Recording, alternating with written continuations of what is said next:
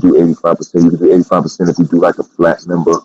And in PA, they don't really, they usually got split joints. You know what I'm saying? So they say like 7 with a 14, some shit like that. So you do 7 years, and then you're supposed to do 7 years on parole. So like sometimes, like I had a 3 to 6 at one of my bids was a 3 to 6, and I did fucking like 4.5 years out of it. Like I said, I did like 50 months out of that shit. You know what I'm saying? Yeah. So you know, out of the 36 months, I was supposed to do 36 months. I did 50. You know what I'm saying? Because I got hit, but whatever. So it's like,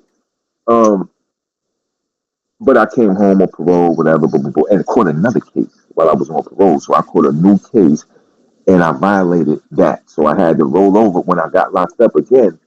I was on my old number, my old state number, which at that time it was a KY number, and I had to roll over to an NY number, right?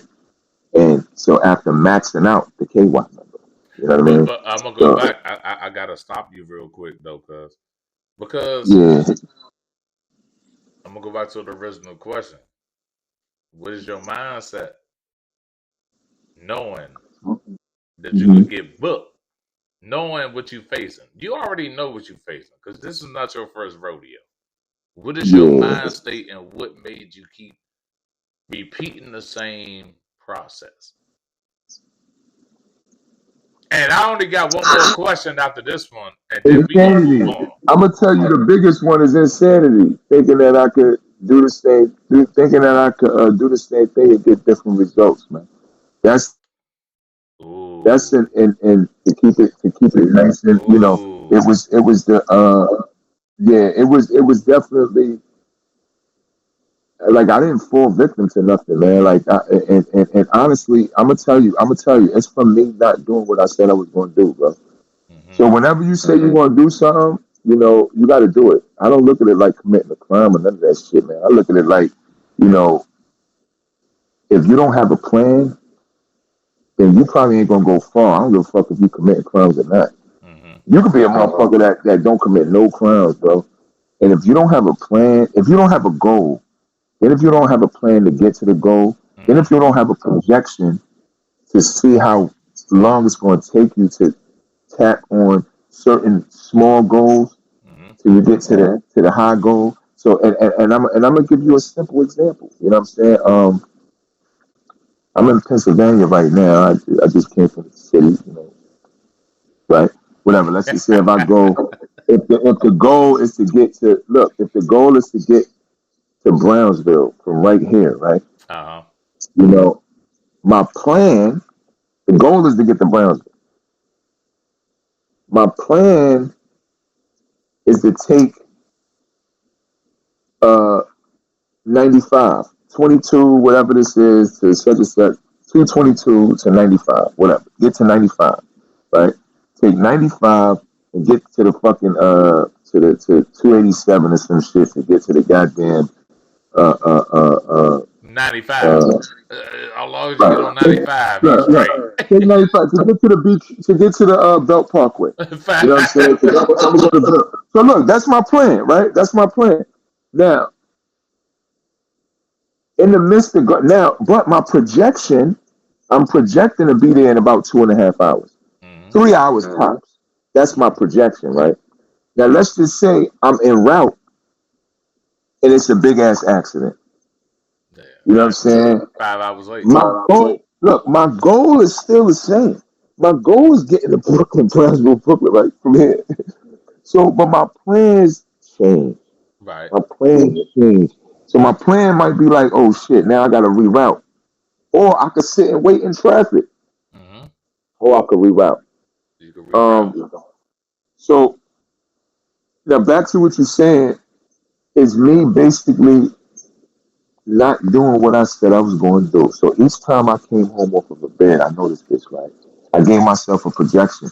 I used to be in jail like this. I used to be with my mental calculator, and I'm like, damn, how much did I make?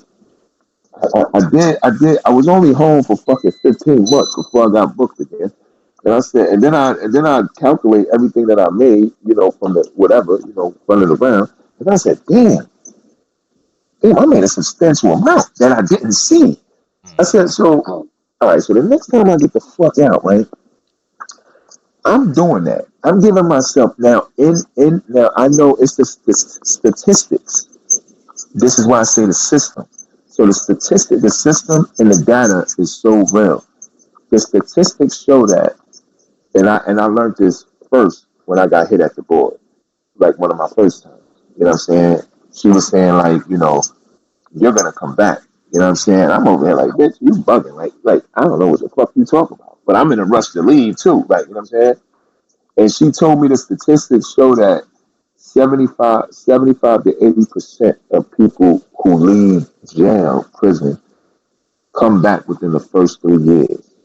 Right? I made them niggas, they was correct with me all the time. Mm-hmm. All the time, bro. Like they Mm-hmm. was correct. The last bid that I just did, I said, yeah, I'm gonna be back. I said, but I ain't gonna be back like I was before. Like I'm gonna be back. I'm gonna have a visiting pass on my neck. You know what I'm saying? I'm coming back like that, man. I'm coming back to give back to the youth, man. Like dead ass. Like I'm good. Man. Like you know, going back and forth like that, bro. It to me. I'm just saying to me. Like the last time I was there, I was in a cell. Right, I was in a cell with 8 people, with 7 people, Mm-hmm. one toilet. This Mm-hmm. was in a jail. This was when I was fighting my case, right?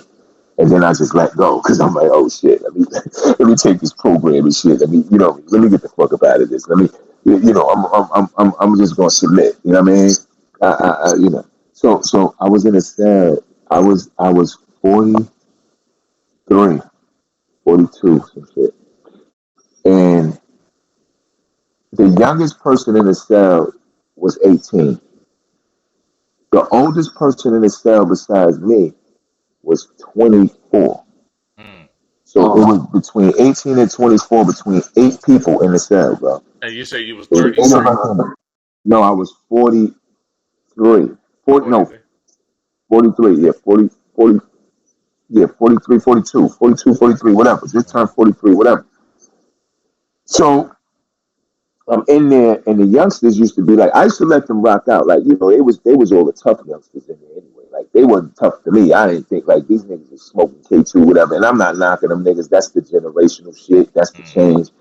I don't do none of that shit. I never. These niggas is eating niggas, cheeking niggas meds. Niggas is cheeking meds. Fiends is cheeking meds, and these young That's niggas is nasty. eating meds. I, Yeah, that's yeah, nasty. you say it's nasty now. A lot of Yeah. niggas will probably say it's nasty when we out in the world, but when they in there, they want to get high. Them niggas is eating the fucking niggas meds. So I used to be like, yo, bro, you the fucking bozo. Like, what are you talking about? How you gonna call him a crackhead? You calling this nigga over there a crackhead, a dope fiend? And then you over here chewing and paying a nigga some food to get his meds out of his mouth. Right. So anyway, my point is this. My point is this. It's about me being a residual fucking compounding. I just want to compound stress and pain, Mm-hmm. on my family, on my loved ones, on myself. You know what I'm saying? So, um, Let me. I, I I don't mean to realized cut you off again. that. I don't mean to cut you off Uh, again. You said you said a lot just now. uh-huh. So I wanna. What what made you what made you believe everything was gonna be okay in your darkest days in it? Oh man, bro. Because I'm telling you, the young niggas in there, man, they motivated me. I ain't gonna lie. They let me know that nigga, it's still grease on these motherfucking on this joint, man. My shit still, I still got it. You know what I mean? Like I'm still relevant. Because I always was able to build with the youngsters, and they was able to give me something, and I was able to build with the old timers, and the middle aged men. So I'm the middle age. I'm able to connect the elders, the middle age, and the youngsters. And we like this. We making a perfect match. And when I realized that I had that ability, I was like, yo, that's a strong thing right there, man. I don't know if you heard of the Willie Lynch syndrome, man, Oh but that yeah, nigga I broke read the those book. three. He broke those three besides I actually own the book. women. Of course, the women. You need that. You need Yeah, the woman. I own that Yeah, book. I got the original piece. That shit was like this thick, the pamphlet, but it was crazy. I got it from a brother that was ill too. One of my teachers and shit in high school. But you know, basically, man, it was them brothers in there that taught me something, and I had done a lot of time in solitary, not as much as a lot of brothers I know. This time that I had been in solitary, it was like it was uh it was 190 days, but I had got out of there. I got out of there early, like early time and shit, right? But I had wrote a book. I wrote a book based on prison etiquette. You know what I'm saying? And I remember I was in a cell with a young nigga, and I was about to whip his ass, and I was just so embarrassed. Like this nigga was talking crazy and shit. He was only like 19, and and I looked at him. He was in the cell. He was in the bars all the time, like yo, just screaming and shit like that. I'm like, yo, nigga, it's early in the fucking morning. What the fuck is you?